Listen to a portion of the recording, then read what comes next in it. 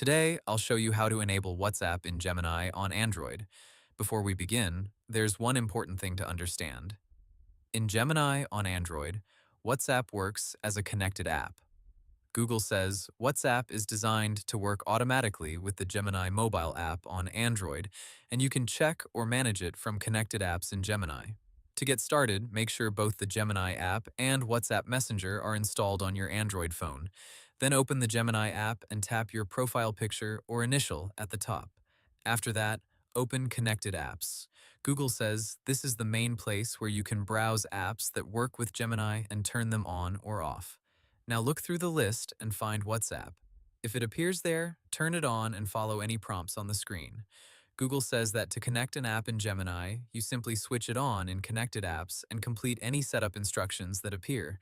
Once it's enabled, Gemini can work with WhatsApp for supported actions on Android. After that, you can try simple commands in Gemini, like asking it to send a WhatsApp message or make a WhatsApp call. Google's official WhatsApp help for Gemini says the feature supports making calls and sending messages on WhatsApp from the Gemini mobile app on Android. Now here's something important to remember. Gemini's WhatsApp support is not the same as full message reading access inside the WhatsApp app. Google says Gemini can make calls and send messages through WhatsApp, but for reading or replying to messages from notifications, Gemini uses the utilities app layer instead.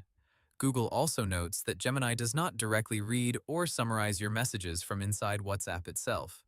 If WhatsApp doesn't appear or doesn't work properly, check that WhatsApp is installed, Gemini is updated, and the app is still connected in Connected Apps. Google's help also points users back to Connected Apps as the place to confirm whether WhatsApp in Gemini is connected or disconnected. So, in simple terms, open the Gemini app, tap your profile picture, go to Connected Apps, find WhatsApp, and turn it on.